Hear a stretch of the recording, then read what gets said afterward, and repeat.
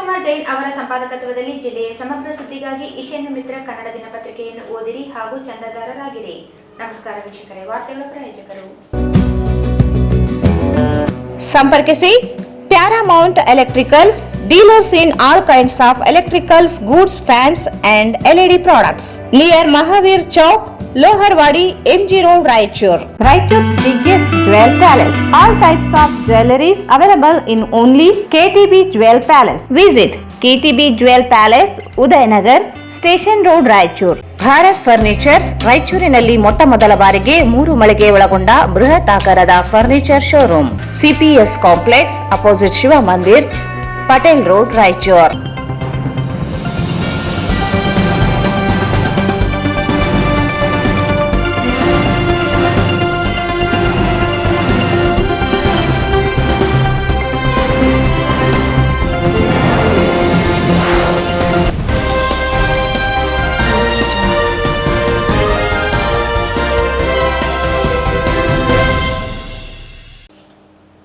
ವಾರ್ತೆಗಳಿಗೆ ಸ್ವಾಗತ. ಮೊದಲಿಗೆ ಮುಖ್ಯಾಂಶಗಳು. ಮಾಜಿ ಮುಖ್ಯಮಂತ್ರಿ ಡಿ ದೇವರಾಜು ಅರಸು ಜಯಂತಿ. ನಾಡು ಕಂಡ ಶ್ರೇಷ್ಠ ಮುಖ್ಯಮಂತ್ರಿ ದೇವರಾಜು ಅರಸು, ಶಿವಾನಂದ ಭಜಂತ್ರಿ. ವಿಶ್ವ ಭಾತೃತ್ವ ದಿನದ ಅಂಗವಾಗಿ 22ರಿಂದ 25ರವರೆಗೆ ಬೃಹತ್ ರಕ್ತದಾನ ಶಿಬಿರ. ರಾಜಯೋಗಿನಿ ಸ್ಮಿತಕ್ಕ.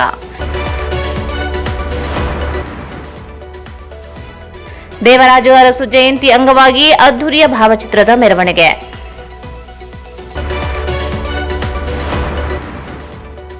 ಆಡಳಿತಗಾರರು ಮತಪೆಟ್ಟಿಗೆಯಲ್ಲಿ ಹುಟ್ಟುವಂತಾಗಿದ್ದು ಸಂವಿಧಾನ ಜಾರಿಯಾದ ನಂತರ. Doctor Venkatesh K.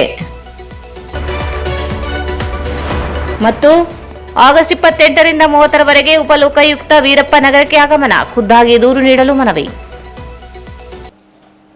ವಾರ್ತೆಗಳ ವಿವರ. ಮಾಜಿ ಮುಖ್ಯಮಂತ್ರಿ ಡಿ ದೇವರಾಜ್ ಅರಸು ಅವರು ನಾಡು ಕಂಡ ಶ್ರೇಷ್ಠ ಮುಖ್ಯಮಂತ್ರಿಗಳಾಗಿದ್ದಾರೆ. ಅವರ ಅವಧಿಯಲ್ಲಿ ಬಡವರಿಗೆ, ಶೋಷಿತರಿಗಾಗಿ ಅನುಕೂಲವಾಗುವಂತೆ ಭೂ ಸುಧಾರಣೆ ಕಾಯ್ದೆ ಜಾರಿಗೆ ತರುವ ಮೂಲಕ ಉಳುವವನೇ ಭೂ ಒಡೆಯನ್ನಾಗಿ ಮಾಡಿದರು. ಇದರಿಂದಾಗಿ ಸಾಕಷ್ಟು ಜನರಿಗೆ ಅನುಕೂಲಗಳಾಗಿವೆ. ಅವರನ್ನು ನೆನೆಯುತ್ತಿದ್ದಾರೆ ಎಂದು ಅಪರ ಜಿಲ್ಲಾಧಿಕಾರಿ ಶಿವಾನಂದ ಭಜಂತ್ರಿ ಹೇಳಿದರು. ಮಾಜಿ ಮುಖ್ಯಮಂತ್ರಿ ಡಿ ದೇವರಾಜು ಅರಸು ಅವರು ನಾಡು ಕಂಡ ಶ್ರೇಷ್ಠ ಮುಖ್ಯಮಂತ್ರಿಗಳಾಗಿದ್ದಾರೆ. ಅವರ ಅವಧಿಯಲ್ಲಿ ಬಡವರಿಗೆ, ಶೋಷಿತರಿಗಾಗಿ ಅನುಕೂಲವಾಗುವಂತೆ ಭೂ ಸುಧಾರಣೆ ಕಾಯ್ದೆ ಜಾರಿಗೆ ತರುವ ಮೂಲಕ ಉಳುವವನೇ ಭೂ ಒಡೆಯರನ್ನಾಗಿ ಮಾಡಿದರು. ಇದರಿಂದಾಗಿ ಸಾಕಷ್ಟು ಜನರಿಗೆ ಅನುಕೂಲಗಳಾಗಿವೆ. ಅವರನ್ನು ನೆನೆಯುತ್ತಿದ್ದಾರೆ ಎಂದು ಅಪರ ಜಿಲ್ಲಾಧಿಕಾರಿ ಶಿವಾನಂದ ಭಜಂತ್ರಿ ಹೇಳಿದರು. ನಗರದ ಪಂಡಿತ್ ಸಿದ್ದರಾಮ ಜಂಬಲ್ದಿನ್ನಿ ರಂಗಮಂದಿರದಲ್ಲಿ ಜಿಲ್ಲಾಡಳಿತ, ಜಿಲ್ಲಾ ಪಂಚಾಯತ್, ಮಹಾನಗರ ಪಾಲಿಕೆ ಹಾಗೂ ಹಿಂದುಳಿದ ವರ್ಗಗಳ ಕಲ್ಯಾಣ ಇಲಾಖೆ ಸಂಯುಕ್ತ ಆಶ್ರಯದಲ್ಲಿ ಮಾಜಿ ಮುಖ್ಯಮಂತ್ರಿ ಡಿ ದೇವರಾಜು ಅರಸು ಅವರ 110ನೇ ಜನ್ಮ ದಿನಾಚರಣೆ ಕಾರ್ಯಕ್ರಮವನ್ನು ಉದ್ಘಾಟಿಸಿ ಮಾತನಾಡಿದರು. ಜಮೀನ್ದಾರಿಕೆ ಪದ್ಧತಿ ಹೋಗಲಾಡಿಸಲು ಭೂ ಸುಧಾರಣಾ ಕಾಯ್ದೆ ಜಾರಿಗೊಳಿಸಿದರು.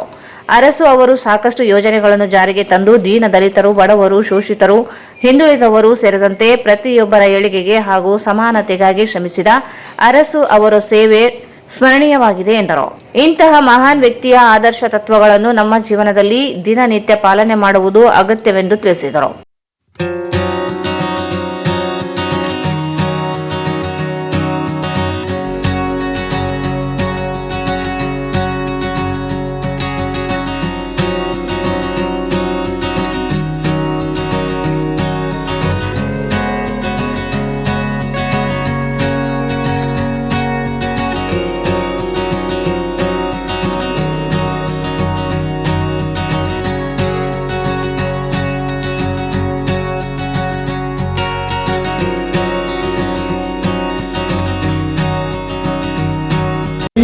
ಬೆಳೆದು ಅದು ಒಡೆಯನಾಗಬಹುದು ಆಸೆ ಇರ್ತದೆ.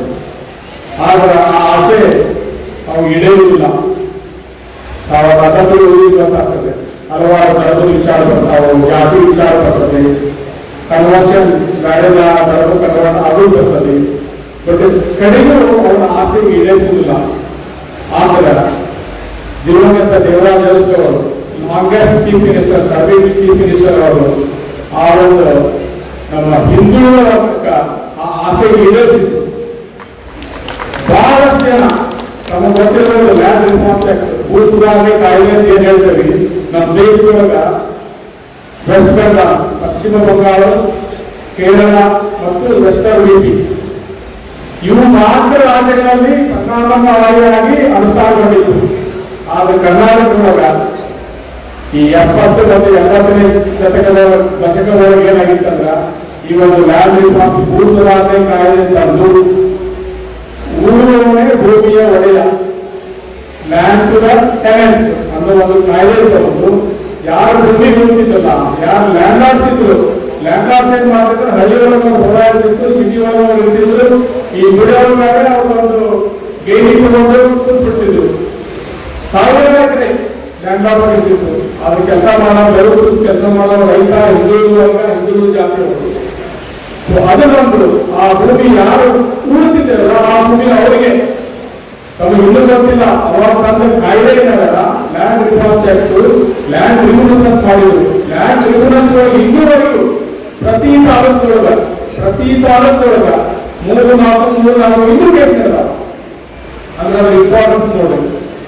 ಇದೊಂದ ಅಲ್ಲ, ಪ್ರಪ್ರಥಮವಾಗಿ ಹಿಂದುಳಿದ ವರ್ಗದಿಂದ ಒಬ್ಬ ಮುಖ್ಯಮಂತ್ರಿ ಆದರು.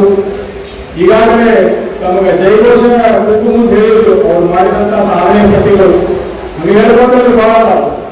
ಇದೇ ಒಂದು ವಿಷಯಕ್ಕೆ ಎಲ್ಲ ಹಿಂದಾದಂತ ಮುಖ್ಯಮಂತ್ರಿಗಳಿಗಿಂತ ಭಿನ್ನವಾಗಿ ನಾವು ನಮ್ಮ ಡಿ ದೇವರಾಜ್ ನಡೆಸ್ತಾ ಇದ್ರು. ಸೊ ಇಲ್ಲಿಯೂ ಕೂಡ ಒಂದು ಖುಷಿ ವಿಷಯ ಏನಂದ್ರೆ ನಮ್ಮ ಶಾಂತಪುರಿಗೆ ಒಂದು ಕ್ರೆಡಿಟ್ಸ್ ಅಂತದ. ಎಲ್ಲ ಹಿಂದುಳಿದ ಒಕ್ಕೂಟದವರು ಕೂಡಿಸಿಕೊಂಡು ಒಂದು ಮಹಾ ಒಕ್ಕೂಟ ಮಾಡಿ ಅವರೆಲ್ಲರಿಗೂ ಒಂದೇ ರೀತಿ ಅದು ಬಹಳ ಅದೊಂದು ಸಾಧನೆ ಅಂತ ಹೇಳ್ಬೋದು.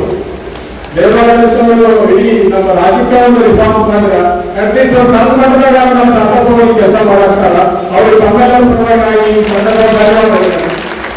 ಅದೇ ರೀತಿಯಾಗಿ ನಾವು ಈ ಜಯಂತಿ ಮಾಡಿದ ಯಾವಾಗ ಸಾರ್ಥಕ ಆಗ್ತದಂದ್ರೆ ಇನ್ನೂ ದೀನ ದಲಿತರು ಡೌನ್ ಕ್ರೌಡ್ ಅಂತ ಹೇಳ್ತೀವಿ. ಜಿಲ್ಲಾ ಹೆಚ್ಚುವರಿ ಪೊಲೀಸ್ ಅಧೀಕ್ಷಕ ಕುಮಾರಸ್ವಾಮಿ ಮಾತನಾಡಿ, ಡಿ ದೇವರಾಜು ಅರಸು ಅವರು ಶಿಕ್ಷಣ, ಸಾಮಾಜಿಕ ಆರ್ಥಿಕತೆಗೆ ಒತ್ತು ನೀಡಿ ಭದ್ರ ಬುನಾದಿಯನ್ನು ಹಾಕಿದವರು. ಅನೇಕ ಜನಪರ ಯೋಜನೆಗಳನ್ನು ಜಾರಿಗೆ ತರುವ ಮೂಲಕ ಅನೇಕ ಹಿಂದುಳಿದ ವರ್ಗಗಳ ಶ್ರೇಯೋಭಿವೃದ್ಧಿಗಾಗಿ ಶ್ರಮಿಸಿದ್ದಾರೆ. ಅರಸು ಅವರನ್ನು ನೆನೆಯುವುದರ ಜೊತೆಗೆ ಅವರ ಆದರ್ಶಗಳನ್ನು ಮೈಗೂಡಿಸಿಕೊಳ್ಳಬೇಕೆಂದರು. ಅವರಿಗೆ ಮೀಸಲಾತಿಗಳನ್ನು ನೀಡಿ ಅವರನ್ನ ಮುಂದೆ ತರಲಿಕ್ಕೆ ಶ್ರಮಿಸಿದಂತಹ ಧೀಮಂತ ನಾಯಕನ ನಾವು ನೆನೆಸಿಕೊಳ್ತಿರೋದು ಒಂದು ಸಂತೋಷದ ವಿಷಯ. ಮತ್ತೆ ಅವರು ಸಂಖ್ಯೆಯಲ್ಲಿ ದೇವರಾಜ ಅರಸವರ ಆ ಜನಾಂಗದ ಸಂಖ್ಯೆ ಅತ್ಯಂತ ಕಮ್ಮಿ ಇದೆ. ಅಂತ ಕಮ್ಮಿ ಇರುವಂತಹ ಜನಸಂಖ್ಯೆಯಲ್ಲಿ ಅವರು ಸುದೀರ್ಘ 8 ವರ್ಷಗಳ ಕಾಲ ರಾಜ್ಯದ ಮುಖ್ಯಮಂತ್ರಿ ಆಗಿದ್ದರು ಅಂತ ಹೇಳಿದ್ರೆ ಅದು ಭಾರಿ ದೊಡ್ಡ ವಿಚಾರ.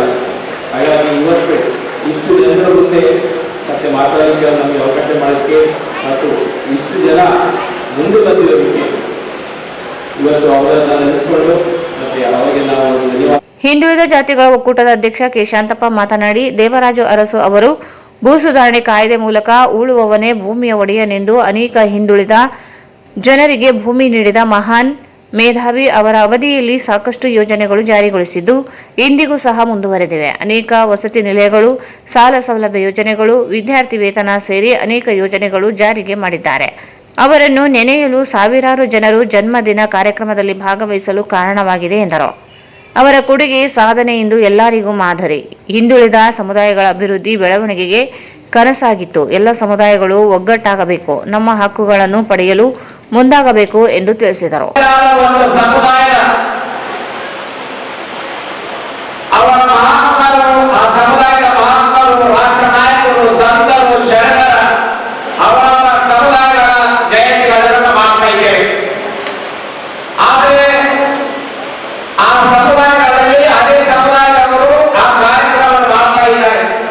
ಇಲ್ಲಿವರೆಗೆ ಮಾಡ್ತಾ ಇಲ್ಲ ಬರ್ತಾ ಇಲ್ಲ ಆಮೇಲೆ ಸೇರಿಸಿ ಆದರೆ ಒಂದು ದೇವರಾಜ ಅರಸವರು ಅವರು ಯಾವುದೇ ಜಾತಿ ದೊಡ್ಡದಿಲ್ಲ.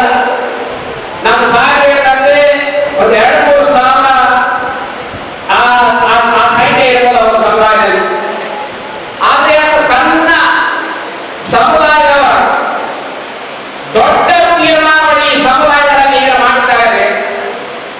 ಆ ಫಲಾನುಭವಿಗಳು ನಾವೆಲ್ಲ ಒಂದಿಷ್ಟು ದೊಡ್ಡ ಸಂಖ್ಯೆಯಲ್ಲಿ ಸೇರಿ ಅವರ ಜಯಂತಿ ಆಚರಣೆ ಮಾಡ್ತಾ ಇದ್ದೀವಲ್ಲ, ಅದಕ್ಕಾಗಿ ತಮ್ಮೆಲ್ಲರಿಗೆ ಹೃದಯ ಸ್ಪರ್ಶ ಕೃತಜ್ಞತೆಗಳನ್ನು ಸಲ್ಲಿಸ್ತಾ ಇದೆ. ಈ ಜಾಗೃತಿ ಬೇಕಾಗ್ತದೆ. ಹಾಗಾಗಿ ಈಗಾಗಲೇ ಹೇಳಿದಂತೆ ನಾವೆಲ್ಲ ಹಿರಿಯರು ಅವತ್ತು ದೇವರಾಜ ಅರಸವರು ಬೀಜ ನೆಟ್ಟು ಒಂದು ಮರ ನಮ್ಗೆ ಕೊಟ್ಟಿದ್ರು. ಆ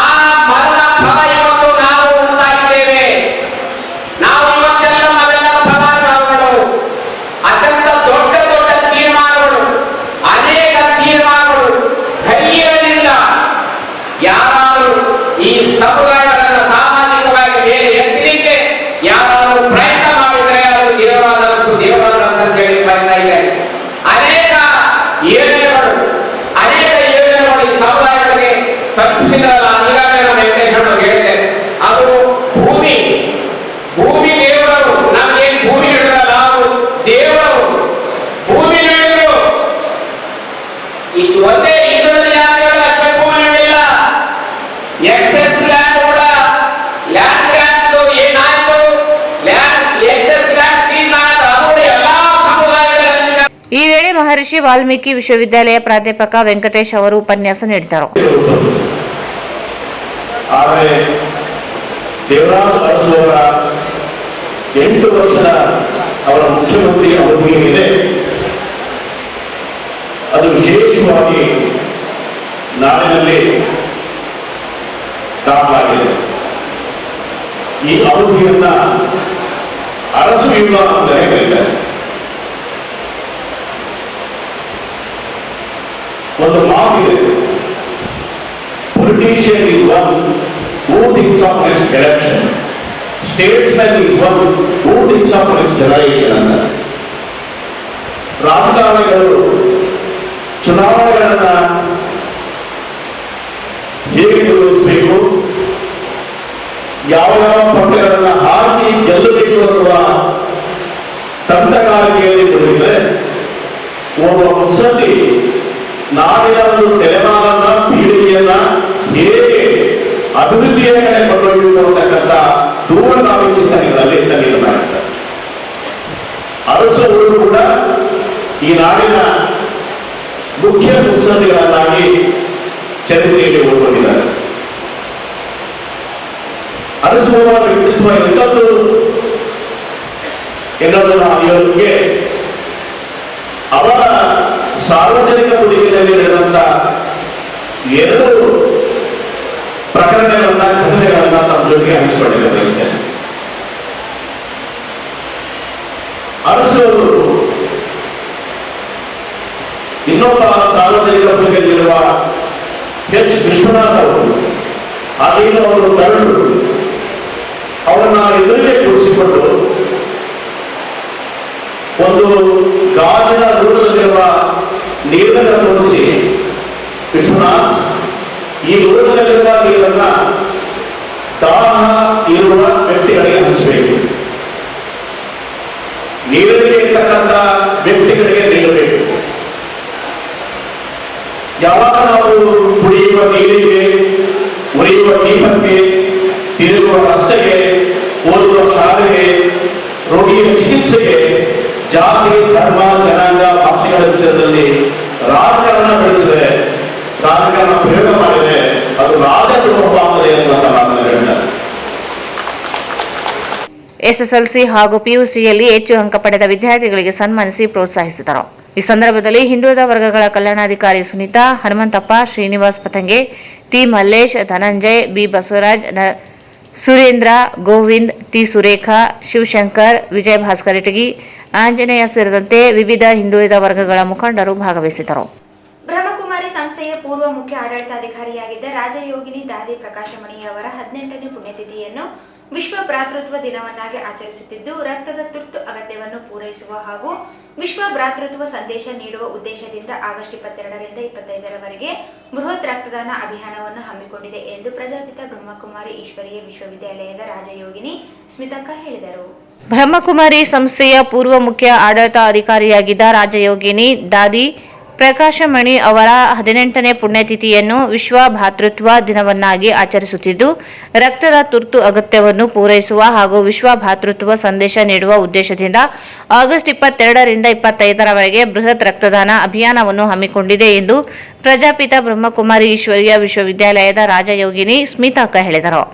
ಅವರು ಇಂದು ಪ್ರಜಾಪಿತ ಬ್ರಹ್ಮಕುಮಾರಿ ಈಶ್ವರೀಯ ವಿಶ್ವವಿದ್ಯಾಲಯದ ಸಭಾಂಗಣದಲ್ಲಿ ಮಾಧ್ಯಮಗೋಷ್ಠಿಯನ್ನು ಉದ್ದೇಶಿಸಿ ಮಾತನಾಡಿ, ಭಾರತ ಮತ್ತು ನೇಪಾಳದಲ್ಲಿ 4 ದಿನಗಳು 150ಕ್ಕೂ ಹೆಚ್ಚು ಬ್ರಹ್ಮಕುಮಾರಿ ಸೇವಾ ಕೇಂದ್ರಗಳಲ್ಲಿ ಬೃಹತ್ ರಕ್ತದಾನ ಶಿಬಿರ ಹಮ್ಮಿಕೊಂಡಿದೆ ಎಂದರು. 4 ದಿನಗಳವರೆಗೆ ನಡೆಯುವ ರಕ್ತದಾನ ಶಿಬಿರದಲ್ಲಿ 1 ಲಕ್ಷಕ್ಕೂ ಅಧಿಕ ಯೂನಿಟ್ ರಕ್ತ ಸಂಗ್ರಹಿಸಿ ಸಾರ್ವಜನಿಕ ಉಪಯೋಗಕ್ಕಾಗಿ ನೀಡುವ ಉದ್ದೇಶ ಹೊಂದಿದೆ ಎಂದರು. ನಗರದಲ್ಲಿ ಜಿಲ್ಲಾಡಳಿತ, ಜಿಲ್ಲಾ ಪಂಚಾಯತ್, ಮಹಾನಗರ ಪಾಲಿಕೆ, ಜಿಲ್ಲಾ ಪೊಲೀಸ್ ಇಲಾಖೆ, ಜಿಲ್ಲಾ ಆರೋಗ್ಯ ಮತ್ತು ಕುಟುಂಬ ಕಲ್ಯಾಣ ಇಲಾಖೆ, ಐಎಂಎ, ರಿಮ್ಸ್, ನವೋದಯ ವೈದ್ಯಕೀಯ ಕಾಲೇಜು, ಪೂರ್ಣಿಮಾ ಕಾಲೇಜು, ಎಲ್ಲ ಸಂಘ ಸಂಸ್ಥೆಗಳು, Lions club, Rotary club, red cross ಸಂಸ್ಥೆ, ನಗರದ ಎಲ್ಲ ರಕ್ತನಿಧಿ ಕೇಂದ್ರಗಳು ಸಹಕಾರದೊಂದಿಗೆ ರಕ್ತದಾನ ಶಿಬಿರವನ್ನು ಆಯೋಜಿಸಿದೆ. 22ರಂದು ಎಲ್ವಿಡಿ ಕಾಲೇಜು ಸಭಾಂಗಣದಲ್ಲಿ ಏರ್ಪಡಿಸಿದೆ. 23ರಂದು ಐಎಂಎ ಸಭಾಂಗಣದಲ್ಲಿ, 24ರಂದು ಬ್ರಹ್ಮಕುಮಾರಿ ಈಶ್ವರಿ ವಿಶ್ವವಿದ್ಯಾಲಯ ವೀರಾಂಜನೇಯ ಕಲ್ಯಾಣ ಮಂಟಪ, 25ರಂದು ಪೂರ್ಣಿಮಾ ಆಯುರ್ವೇದಿಕ್ ಮೆಡಿಕಲ್ ಕಾಲೇಜು ಸರ್ಕಾರಿ ಪ್ರಥಮ ದರ್ಜೆ ಕಾಲೇಜಿನಲ್ಲಿ ರಕ್ತದಾನ ಶಿಬಿರವನ್ನು ಹಮ್ಮಿಕೊಂಡಿದೆ ಎಂದರು. ಈ ಸಂಸ್ಥೆಗಳಲ್ಲಿ ಬೆಳಗ್ಗೆ 9ರಿಂದ ಸಂಜೆ 5 ಗಂಟೆಯವರೆಗೆ ಶಿಬಿರ ನಡೆಯಲಿದೆ ಎಂದರು. ರಕ್ತದಾನ ಶಿಬಿರದಲ್ಲಿ ಸಾರ್ವಜನಿಕರು ಮುಕ್ತವಾಗಿ ಭಾಗವಹಿಸಿ ರಕ್ತದಾನ ಮಾಡಲು ಮುಂದಾಗಬೇಕು. ರಕ್ತದಾನ ಮಾಡಲು ತಮ್ಮ ಹೆಸರನ್ನು ನೋಂದಾಯಿಸಿಕೊಳ್ಳಬೇಕು ಎಂದು ತಿಳಿಸಿದರು. ಇದು ವಿಶ್ವ ಭ್ರಾತೃತ್ವ ದಿನವನ್ನು ಆಗಸ್ಟ್ 25ರಂದು ಈಶ್ವರೀಯ ವಿಶ್ವವಿದ್ಯಾಲಯ ಆಚರಣೆ ಮಾಡ್ತಾ ಬಂದಿದೆ. ಇದು ನಮ್ಮ ಸಂಸ್ಥೆಯ ಪೂರ್ವ ಆಡಳಿತಾಧಿಕಾರಿಗಳಾದಂತಹ ರಾಜಯೋಗಿನಿ ದಾದಿ ಪ್ರಕಾಶ್ ಮಣಿಜಿ ಅವರ ಸ್ಮೃತಿಯಲ್ಲಿ ಇದನ್ನು ಆಚರಣೆ ಮಾಡ್ತಾ ಬಂದಿದ್ದೀವಿ. ರಾಜಯೋಗಿನಿ ದಾದಿ ಪ್ರಕಾಶ್ ಮಣಿಜಿಯವರು ನಮ್ಮ ಸಂಸ್ಥೆಯ ಪೂರ್ವ ಆಡಳಿತಾಧಿಕಾರಿಗಳು. ಅವರ ದಕ್ಷ ಆಡಳಿತ, ಅವರ ಶಾಂತ ಸ್ವಭಾವ, ಅವರ ಸ್ನೇಹ ಹಾಗೂ ಭ್ರಾತೃತ್ವದ ಭಾವನೆ ಬರೀ ಭಾರತದಲ್ಲಿದ್ದಂತಹ ನಮ್ಮ ಒಂದು ಸಂಸ್ಥೆಯ ಕೇಂದ್ರಗಳನ್ನು ವಿಶ್ವದಾದ್ಯಂತ ಹರಡುವುದಕ್ಕೆ, ವಿಶ್ವದಾದ್ಯಂತ ಈ ಒಂದು ಈಶ್ವರೀಯ ಕಾರ್ಯವನ್ನು ಮಾಡುವುದಕ್ಕೆ ಸಹಕರಿಸ್ತಾ ಬಂತು. ಇವತ್ತು 148 ರಾಷ್ಟ್ರಗಳಲ್ಲಿ ಸೇವೆ ಸಲ್ಲಿಸ್ತಾ ಇರುವಂತಹ ಒಂದು ಸಂಸ್ಥೆ. ಇಂತಹ ಈ ಒಂದು ಸಂಸ್ಥೆಯನ್ನ ಬಹಳ ದಕ್ಷತೆಯಿಂದ, ಶಾಂತತೆಯಿಂದ ಮುನ್ನಡೆಸಿರುವಂತಹ ದಾದೀಜಿಯವರಿಗೆ 7 ಸಾರಿ ಶಾಂತಿ ದೂತ ಪ್ರಶಸ್ತಿಯನ್ನ ವಿಶ್ವಸಂಸ್ಥೆ ಕೊಟ್ಟು ಗೌರವಿಸಿದೆ. ಈಶ್ವರೀಯ ವಿಶ್ವವಿದ್ಯಾಲಯ ಯುನಿಸೆಫ್ ಮತ್ತು ಯುನೆಸ್ಕೋದ ಅಂಗ ಸಂಸ್ಥೆಯಾಗಿ ಕಾರ್ಯವನ್ನು ನಿರ್ವಹಿಸ್ತಾ ಇದೆ. ಭಾರತ ದೇಶದ ಆಯುಷ್ ಇಲಾಖೆಯಲ್ಲಿಯೂ ಸಹಿತ ಸದಸ್ಯ ಸಂಸ್ಥೆಯಾಗಿ ಕಾರ್ಯವನ್ನು ನಿರ್ವಹಿಸ್ತಾ ಇದೆ. ಇಂತಹ ಈ ಒಂದು ಸಂಸ್ಥೆ ಆಧ್ಯಾತ್ಮಿಕ ಮತ್ತು ಸಾಮಾಜಿಕ ಕಾರ್ಯವನ್ನ ಸಮಾಜದಲ್ಲಿ ಮಾಡ್ತಾ ಒಂದು ಸಜ್ಜಾಗೃತಿಯನ್ನು ಮೂಡಿಸುವ ಕಾರ್ಯವನ್ನು ಮಾಡ್ತಾರೆ. ಸಾಮಾಜಿಕ ಜಾಗೃತಿಯನ್ನು ಮೂಡಿಸುವುದರಲ್ಲಿ ರಕ್ತದಾನವು ಅತಿ ಅವಶ್ಯಕ ಮತ್ತು ಮಹತ್ವಪೂರ್ಣ. ಇದರ ಒಂದು ಸಂದೇಶವನ್ನ ನಾವು ಸಮಾಜಕ್ಕೆ ಕೊಡಬೇಕು. ಯಾಕೆಂದ್ರೆ ರಕ್ತಕ್ಕೆ ಪರ್ಯಾಯ ಮತ್ತೊಂದು ಇಲ್ಲ. ನಮ್ಮ ವಿಜ್ಞಾನ ಎಷ್ಟೇ ಮುಂದುವರೆದಿದ್ರೂ ಸಹಿತ ರಕ್ತವನ್ನ ತಯಾರು ಮಾಡುವಂತಹ, ಮ್ಯಾನುಫ್ಯಾಕ್ಚರ್ ಮಾಡುವಂತಹ ವ್ಯವಸ್ಥೆ ನಮ್ಮ ಸಮಾಜದಲ್ಲಿ ಮನುಷ್ಯನಿಗೆ ಅನಾರೋಗ್ಯವಾದಾಗ, ಅನೇಕ ಸಮಯದಲ್ಲಿ ಪ್ರೆಗ್ನೆನ್ಸಿ ಸಮಯದಲ್ಲೂ ಅಥವಾ ಅವನು ಅನಿಮಿಕ್ ಇದ್ದಾಗ ಅಥವಾ ಆಕ್ಸಿಡೆಂಟ್ ಆದಾಗ ಅಥವಾ ಕ್ಯಾನ್ಸರ್ ರೋಗದಲ್ಲಿ, ಈ ರೀತಿ ಅನೇಕ ಸಂದರ್ಭಗಳಲ್ಲಿ ವ್ಯಕ್ತಿಗೆ ರಕ್ತದ ಅವಶ್ಯಕತೆ ಬರ್ತದೆ. ಆದರೆ ಅದನ್ನ ಒಬ್ಬ ವ್ಯಕ್ತಿನೇ ಮತ್ತೊಬ್ಬ ವ್ಯಕ್ತಿಗೆ ರಕ್ತವನ್ನ ಕೊಟ್ಟು ಸಹಕರಿಸಬಹುದೇ ಹೊರತು ಬೇರೆ ಅದಕ್ಕೆ ಪರ್ಯಾಯ ವ್ಯವಸ್ಥೆ ಇಲ್ಲ. ರಕ್ತದಾನದ ಮಹತ್ವತೆಯನ್ನ ಸಮಾಜಕ್ಕೆ ತಿಳಿ ಹೇಳಿ ಇವತ್ತಿನ ಯುವ ಜನರಲ್ಲಿ ಅದರ ಮಹತ್ವತೆಯನ್ನ ಜಾಗೃತಿ ಮಾಡಿಸಿ ಈ ಒಂದು ಬೃಹತ್ ರಕ್ತದಾನ ಶಿಬಿರವನ್ನ 22ನೇ ತಾರೀಕಿನಿಂದ 25ನೇ ತಾರೀಕಿನವರೆಗೂ ಆಯೋಜನೆ ಮಾಡಲಾಗಿದೆ.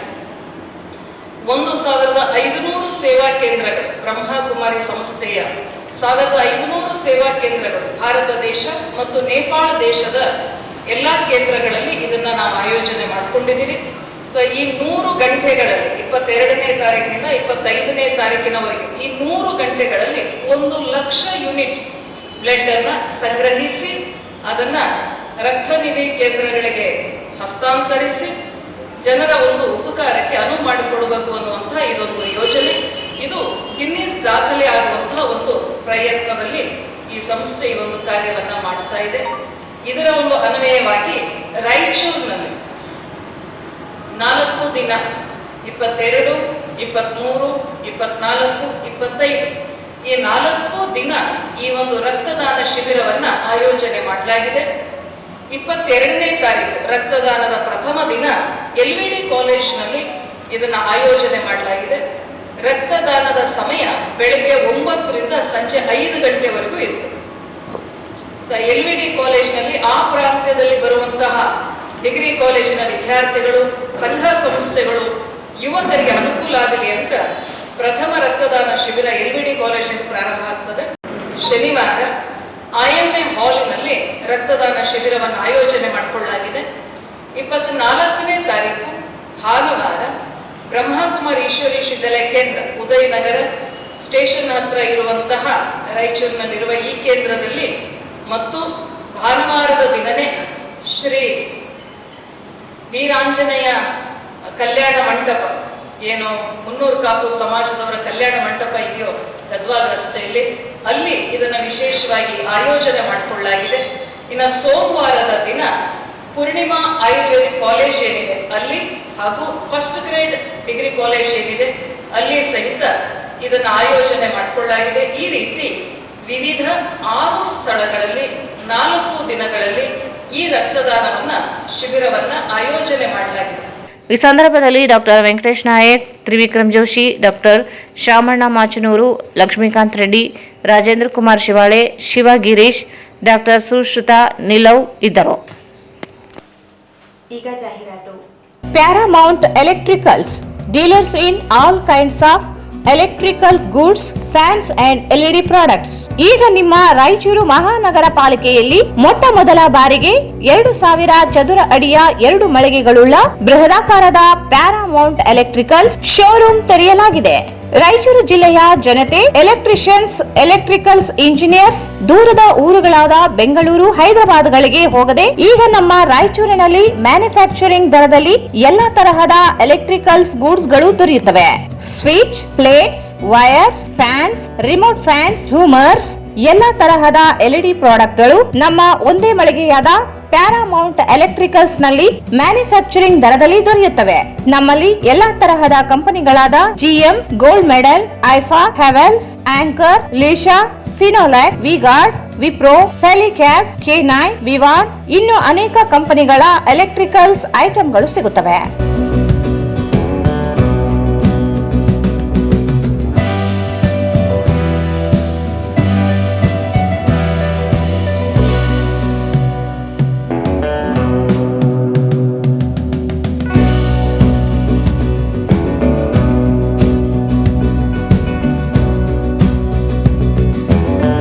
ಸಂಪರ್ಕಿಸಿ Paramount electricals, dealers in all kinds of electricals goods, fans and LED products, near Mahavir Chowk, Loharwadi, MG road, Raichur. Mobile 8861382770.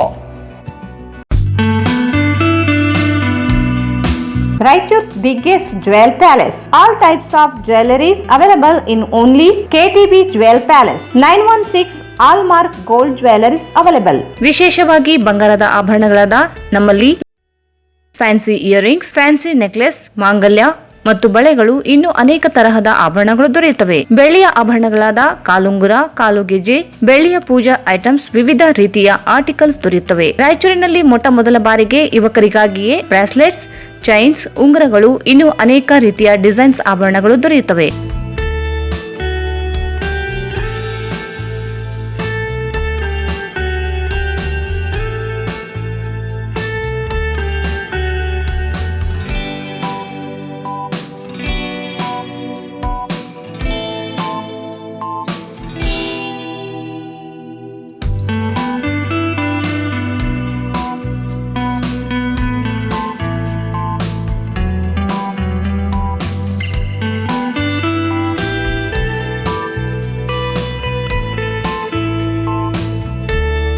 Visit KTB Jewel Palace, Udayanagar, Station Road, Raichur. Mobile 8123535300.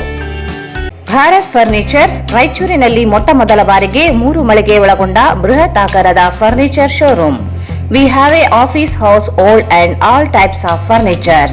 Dealers in wooden cot, dining table, sofa set, dressing table, computer table, tea tables, office chairs, steel almirah, wardrobe, TV stands, glassware items, sleepwell products, Dandro cello chairs, Supreme sofa set, Doco set furnitures, Sri Steel furnitures.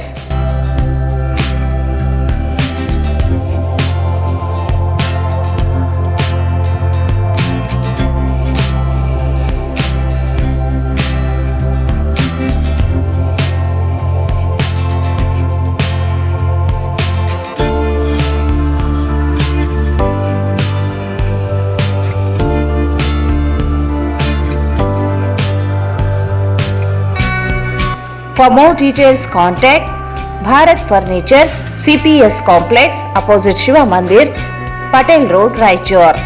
Mobile 9880024095. ಮತ್ತೊಮ್ಮೆ ವಾರ್ತೆಗಳಿಗೆ ಸ್ವಾಗತ. ಮಾಜಿ ಮುಖ್ಯಮಂತ್ರಿ D Devaraja Arasu ಅವರ ಜಯಂತಿ ಅಂಗವಾಗಿ ಭಾವಚಿತ್ರದ ಮೆರವಣಿಗೆ ನಗರದ doctor BR Ambedkar ವೃತ್ತದಿಂದ ಪ್ರಾರಂಭಗೊಂಡಿತು.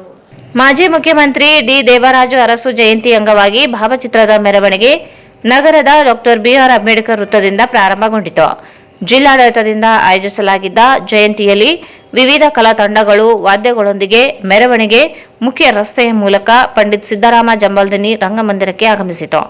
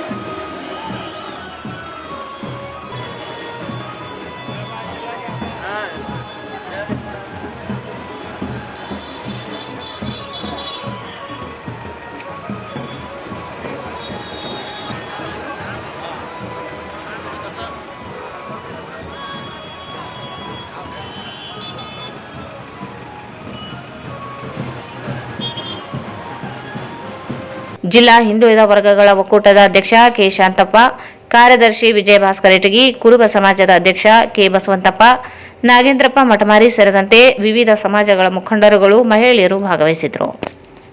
ಆದಿಕವಿ ಶ್ರೀ ಮಹರ್ಷಿ ವಾಲ್ಮೀಕಿ ವಿಶ್ವವಿದ್ಯಾಲಯದಲ್ಲಿ ರಾಷ್ಟ್ರೀಯ ಸೇವಾ ಯೋಜನಾ ಎನ್ಎಸ್ಎಸ್ ಘಟಕದ ವತಿಯಿಂದ 2024-25ನೇ ಸಾಲಿನ 7 ದಿನಗಳ ಎನ್ಎಸ್ಎಸ್ ವಾರ್ಷಿಕ ವಿಶೇಷ ಶಿಬಿರವನ್ನು ಹಮ್ಮಿಕೊಳ್ಳಲಾಗಿದ್ದು, ಇತ್ತೀಚೆಗೆ ಅದರ ಭಾಗವಾಗಿ ಪ್ರಜಾಪ್ರಭುತ್ವದಲ್ಲಿ ನಾಗರಿಕರ ಜವಾಬ್ದಾರಿ ವಿಷಯದ ಕುರಿತು ವಿಶೇಷ ಉಪನ್ಯಾಸಕ ಕಾರ್ಯಕ್ರಮವನ್ನು ಹಮ್ಮಿಕೊಳ್ಳಲಾಗಿತ್ತು.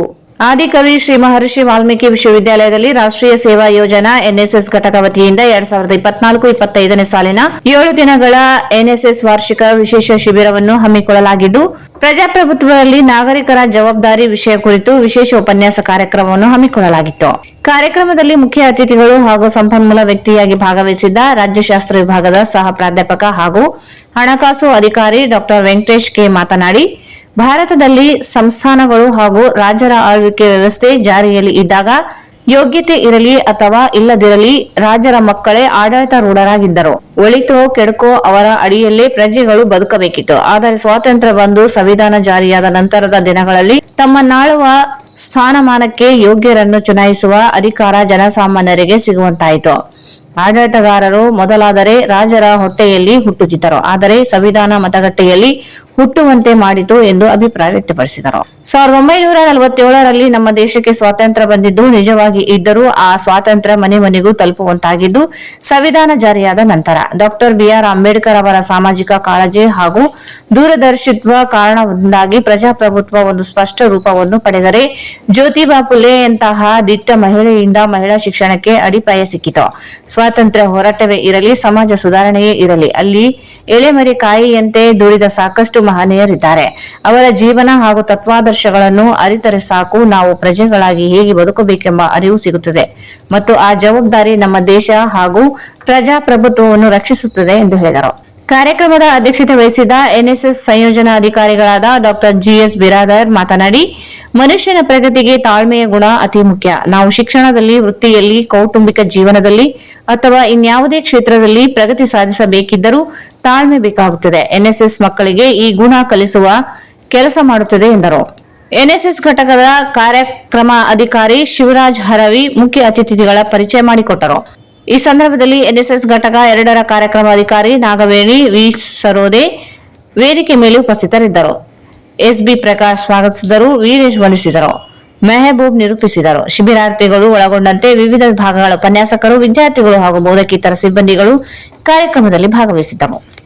ಆಗಸ್ಟ್ 28ರಿಂದ 30ರವರೆಗೆ ರಾಯಚೂರು ಜಿಲ್ಲೆಯಲ್ಲಿ ನ್ಯಾಯಮೂರ್ತಿ ಹಾಗೂ ಉಪ ಲೋಕಾಯುಕ್ತರಾದ ಬಿ ವೀರಪ್ಪ ಅವರು ಉಪಸ್ಥಿತಿಯಲ್ಲಿದ್ದು, ಸಾರ್ವಜನಿಕರು ಅವರಿಗೆ ನೇರವಾಗಿ ಭೇಟಿ ಮಾಡಿ ದೂರು ಸಲ್ಲಿಸಲು ಅವಕಾಶ ಕಲ್ಪಿಸಲಾಗಿದೆ.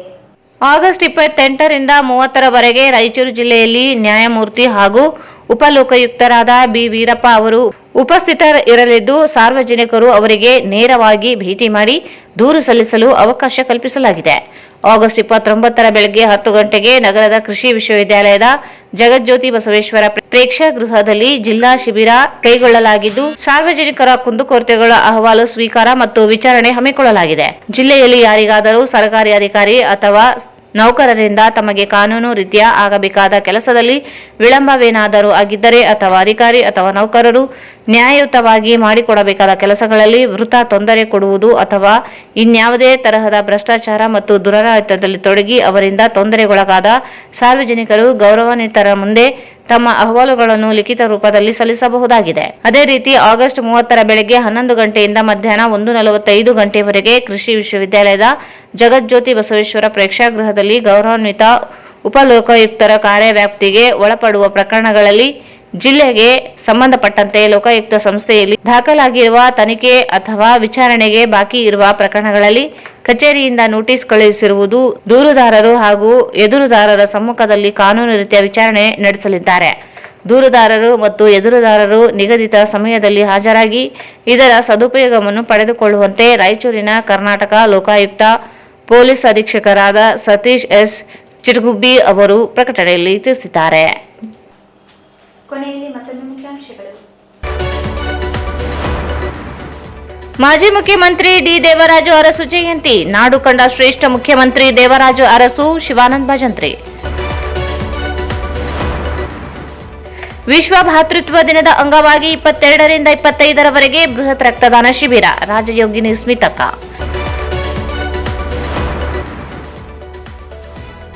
ದೇವರಾಜು ಅರಸು ಜಯಂತಿ ಅಂಗವಾಗಿ ಅದ್ಧೂರಿಯ ಭಾವಚಿತ್ರದ ಮೆರವಣಿಗೆ.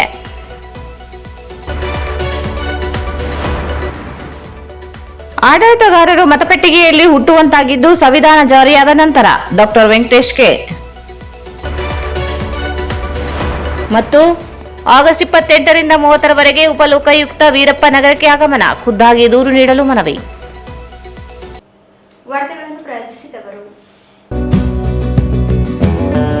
ಸಂಪರ್ಕಿಸಿ Paramount electricals, dealers in all kinds of electricals goods, fans and LED products, near Mahavir Chowk, Loharwadi, MG Road, Raichur. Raichur's biggest jewel palace. All types of jewelries available in only KTB Jewel Palace. Visit KTB Jewel Palace, Udayanagar, Station Road, Raichur. Bharat furnitures ರಾಯಚೂರಿನಲ್ಲಿ ಮೊಟ್ಟ ಮೊದಲ ಬಾರಿಗೆ 3 ಮಳಿಗೆ ಒಳಗೊಂಡ ಬೃಹತ್ ಆಕಾರದ furniture showroom. CPS complex, opposite Shiva Mandir, Patel road, Raichur. ಇಲ್ಲಿಗೆ ವಾರ್ತಾ ಪ್ರಸಾರ ಮುಕ್ತಾಯವಾಯಿತು. ಮುಂದಿನ ವಾರ್ತೆಗಳೊಂದಿಗೆ ಮತ್ತೆ ಭೇಟಿಯಾಗೋಣ.